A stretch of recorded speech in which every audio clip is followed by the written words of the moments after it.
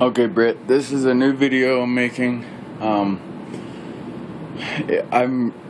There's recording on this video, but I want to do it different because I didn't explain and I didn't really understand what was going on with the motor. So I'm going to do a commentary with this thing because I've learned a lot more about it.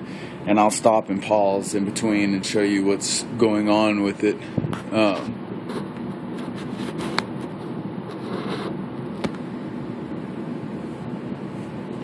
So, right here,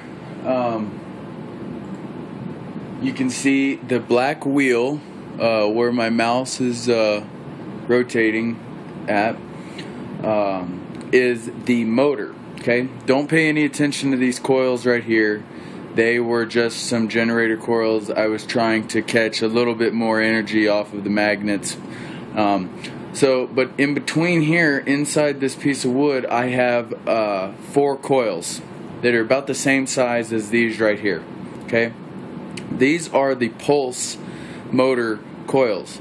They're bifiller wound. They have 2 coils on them. And what happens with this motor is it's brushless, and the magnet flies by the coil, which triggers a little small voltage in the trigger wire, and it will turn on a circuit which will allow the 12 volts or the 24 volts to pulse through the second coil, and it will actually throw the motor. So it's a brushless motor, and inside that motor I catch a back EMF spike. The back EMF spike is over 100 volts out of 12 volt battery that I get. And it's pretty much, just like you said with Tesla, I'm pushing 12 volts at 1 amp, I'm getting back 100 volts at, hardly any amperage, okay? But it does charge a battery. So how I have that circuit set up is I have a run battery at 12 volts, and then I have a charging battery at, that'll be almost dead. And while I'm running this motor right here, okay, I will be catching a back EMF spike, which I throw into a charging battery. I've ran this motor for 30 days when I first got it, and all I had to do was swap the batteries about every 4 or 5 days.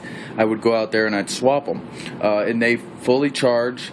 I don't think that the type of batteries I had was very good for it, because I could tell that it was slowly starting to, the charging battery wasn't keeping up with the run battery. It would have eventually stopped working.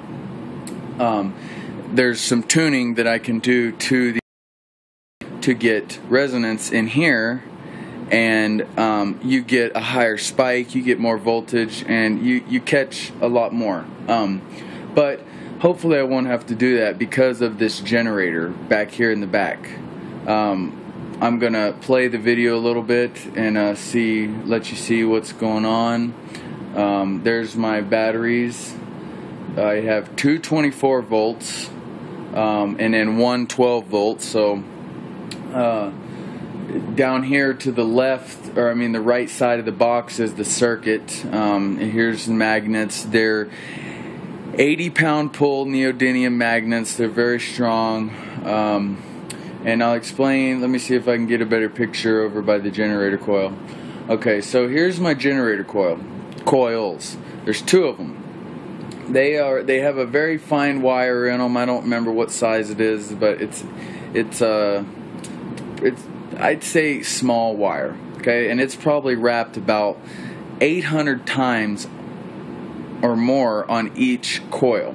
Okay, and what I tried first of all was I tried 1 coil, and I had my motor turning this generator, and I was trying to find this effect of regenerative acceleration with the coil, and it's finding resonance in the coil, and there's no resistance at all in it. Okay, well, I tried that, and what I got was Lenz's law. Lenz's law gave the generator drag, and the drag slowed the rotor down, and it made the motor work harder. Okay, so doing a little bit more research, I found out that I needed more wire, or I needed resistors in it and stuff like that. Well, so I tried 2 coils the same size, and I put them this way. I don't really know how they're connected, because I connected the 2 coils, and I think they're connected in series, because of how I was getting so many volts. I was getting 500 volts out of these 2 connected in series, and I think it works good because one side's catching north, one side's catching south, and it just worked best that way. I'm pretty sure it was in series. But the problem was I was still getting I was still catching Lenz's law for some reason. So I threw in some it's called mu metal. That's just a slang name for it, but mu metal cores. I put mu metal cores in there. The cores are the exact size as the magnets, and they fit the whole way of the coil. One problem I had was the magnets just wanted to suck to those coils, really bad. That's why there's duct tape all around them. It keeps I actually epoxied the mu metal inside of the coil as well, and I had problems with the rotor wanting to slide over to one side. It was a pain in the ass. I finally got it balanced right to where it was pulling each side good. Let me go forward in the video a little bit more.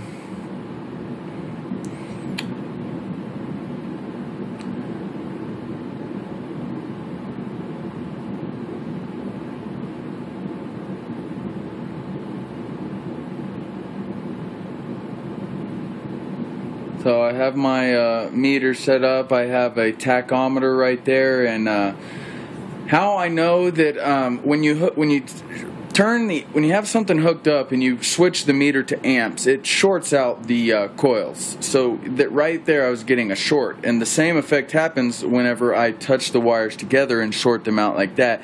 I get the same effect. So why I have the meter hooked up, all I have to do is switch it to amps, and it will short my coil out, and it will show me how many amps I'm getting out of this coil.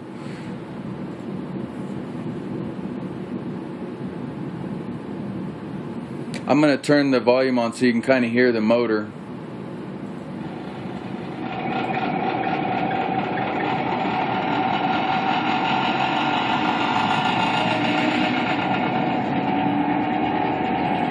.500 RPM, 600 RPM.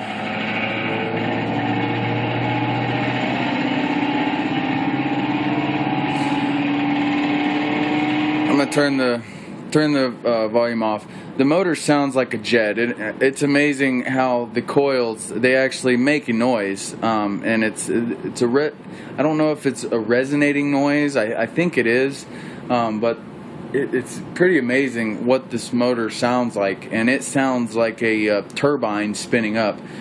I'm at 284 volts on the generator coil right now.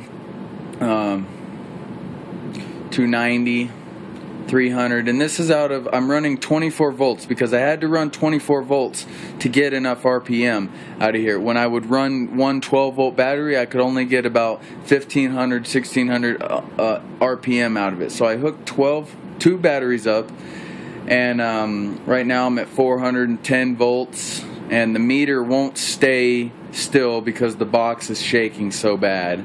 I'm at 2000 RPM right now. 2,200. The perfect speed. So if I was to switch this, let me pause and explain something. If I was to switch my meter to amperage, it would short out the coil, and I would catch Lenz's law again. It would slow down the rotor, and Lenz's law is in effect. The crazy thing is when I reach a perfect speed, which the speed is dictating the frequency of the magnets flying around on the rotor. So at 2355, the rotor is spinning and giving the perfect frequency to those coils for those coils to run in resonance and to have zero resistance. I'm not sure if it's zero resistance, but I'm going to show you what happens with this motor whenever I hit 2355. It'll plane out at 2355, and I will switch my meter to amperage. It will short out the coil, and I will take a second and I will throw the RPM meter back onto the rotor, and the rotor will actually speed up under load.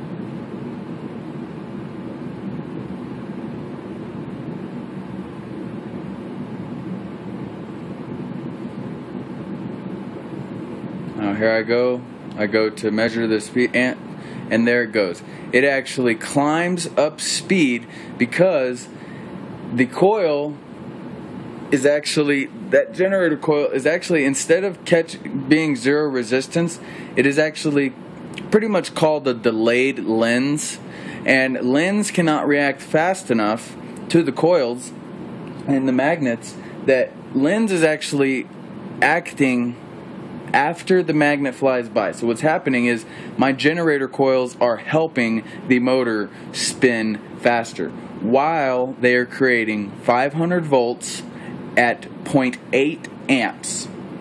So that is over 250 watts, and I am using 24 watts from my batteries. My coils pull 1 amp from my motor, which I have the that right there. You can see the coils.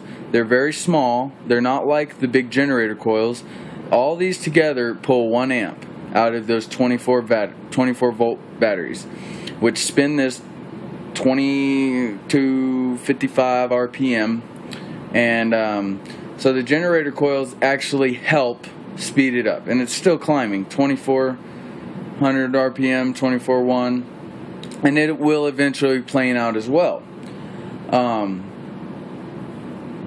So I want to kind of show you something. That I had that on the wrong setting. That says I'm getting 9 amps, which I can hardly believe that. So I switched the settings and I go to milliamps, and right here it says 0.08 amps. Okay. I switched the thing back to volts, and 517 volts, 14. One of the problems that I have, though, is the motor. It can't stay constant because it's dragging those batteries down. So it kind of sucks. I wish I had. I wish I could plug this into a wall and give it 12 volts constantly. And then what my plan is to let me get a good shot of the generator again.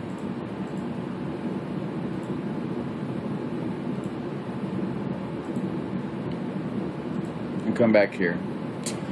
We'll go back to show you pictures of the. Okay, so my plan for this generator is, if I'm getting 500 volts out of just 2 coils right here, what's going to happen, and it also helps the motor spin faster under load, what's going to happen when I add 8 more coils around this? I could actually run each coil to its own battery, and I can charge 8 batteries while I'm running off of 2. Or while I'm running off of the house, it doesn't matter. Right there is over unity, okay? The problem was when I wanted to change that 500 volts and step it down to go back into a battery, I ran into some problems with the transformer coil changed the characteristics of these 2 generator coils. So it put it out of resonance. So the next things that I have to try is I either need more RPM or I need more wire on these 2, and I think it's more RPM. The next thing I could do, instead of changing anything else, I could take wire off of these and compensate for the wire that was in the transformer.